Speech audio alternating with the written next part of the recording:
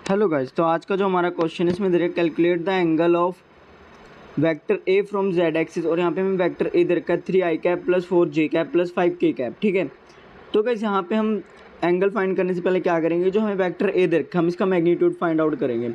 तो आप देख सकते हैं मैंने यहाँ लिख दिया है mod vector a is equal to root bracket में 3 का स्क्वायर प्लस 4 का स्क्वायर प्लस 5 का स्क्वायर। इस पूरे को सॉल्व करके जो हमारा मैग्नीट्यूड ऑफ वेक्टर ए आ रहा है वो आ रहा है 5√2।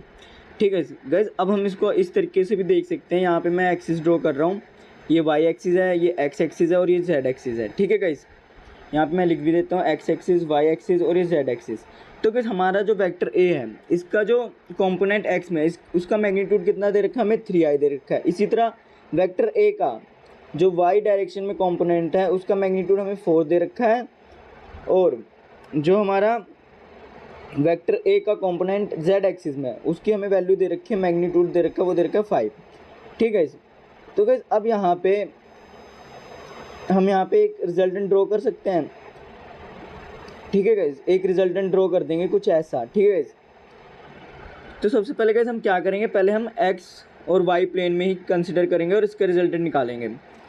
ठीक है, तो उसको हम निकालते हैं। तो यहाँ पे गाइस मैं पाइथागोरस थ्योरम अप्लाई करूँगा, क्योंकि आप देख सकते हैं यहाँ पे एक ट्रायंगल बन जाएगा। ठीक है, तो उससे मेरी क्या होगी, ये ट्रायंगल हो गया तो ये हो जाएगी हाइट, ये हो जाएगा बेस और ये हो जाएगा हाइपोटेनियस, जो कि है मेरा रिजल्टेंट के इक्वल, जो कि हमने अभी माना है। तो मैं यहाँ पे पाइथागोरस थ्योरम अप्लाई कर दूंगा और आर की वैल्यू निकालूंगा। ठीक है, तो आर की वैल्यू निकालने के लिए हम पाइथागोरस थ्योरम अप्लाई करेंगे। तो 4 का स्क्वायर हो जाएगा प्लस 3 का स्क्वायर हो जाएगा। ठीक है, तो गाइस यहाँ से जो हमारा आर आ रहा है वो आ रहा है 5। ठीक है, तो कि जो ये रिजल्टेंट आया है ये किस प्लेन में हमारा, ये है अभी एक्स वाई प्लेन में। ठीक है गाइस, अब गाइस हमें लेकिन जो हमारा वेक्टर ए है इसका एक कंपोनेंट जेड डायरेक्शन में भी है, तो उसका भी इफेक्ट आएगा। ठीक है, तो हम क्या करते हैं कि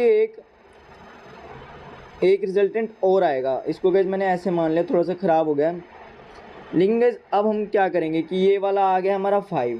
ठीक है, ये रिजल्टेंट आ गया और ये जो हमारा जेड डायरेक्शन में दे रखा है ये 5 दे रखा है। और गाइस हम जानते हैं कि जो हमारा जेड एक्सिस है वो इस रिजल्टेंट से अब भी कितना एंगल बना रही है, 90 डिग्री बना रही है। तो मैं यहाँ पे भी एक पाइथागोरस थ्योरम अप्लाई कर सकता हूँ। ठीक है गाइस, जिससे क्या हो जाएगा कि जो ये इसको गाइस हम मान लेते हैं सी मान लेते हैं। ठीक है, तो ये मैं सी की वैल्यू निकालूंगा। ठीक है, तो पाइथागोरस थ्योरम अप्लाई करके मैं सी की वैल्यू निकाल लूँगा। तो गाइस यहाँ पे निकालते हैं, यहाँ पे पाइथागोरस थ्योरम अप्लाई होगा तो 5 का स्क्वायर प्लस 5 का स्क्वायर। ठीक है, ये कितना हो जाएगा, ये हो जाएगा हमारा टोटल 50 हो जाएगा। इस यहाँ टोटल 50 है, क्योंकि इसका स्क्वायर हो जाएगा 25, इसका 25, दोनों को प्लस करके 50 आएगा। तो यहाँ से जो हमारे सी की वैल्यू आ रही है वो आ रही है 5√2।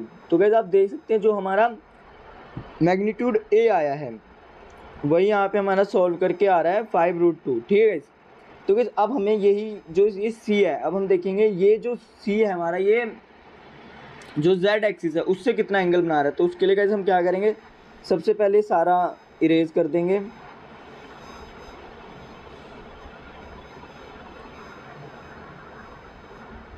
ये गाइस हमने कर दिया इरेज।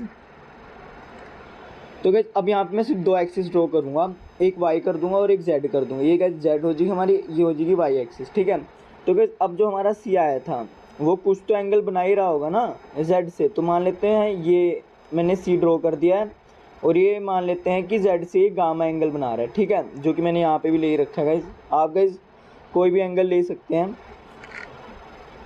और गाइस तो हमारा जो सी कैलकुलेट करके आया था वो कितना था, 5√2। तो गाइस आप देख सकते हैं यहाँ पे मुझे जेड की वैल्यू भी पता है, ए जेड की वैल्यू पता है, क्योंकि गाइस हमें क्वेश्चन में दे रखा है जो वेक्टर ए है उसका जो जेड डायरेक्शन में कंपोनेंट है उसका मैग्नीट्यूड 5 है। तो यहाँ से गाइस हमारा हम कोस गामा निकाल लेंगे, जो कि आएगा गाइस बेस अपॉन में हाइपोटेनियस होता है, तो बेस हमारा 5 है और हाइपोटेनियस हमारा 5√2 है। ठीक है, तो 5 से 5 कट जाएगा, तो यहाँ से जो हमारा कोस गामा आ रहा है वो आएगा 1/√2। ठीक है, और हम जानते हैं अगर कोस गामा 1/√2 है तो इसका मतलब गामा कितना होगा, वो होगा 45 डिग्री, जो कि गाइस आप देख सकते हैं यहाँ पे सॉल्व करके आ रहा है। गाइस अगर आप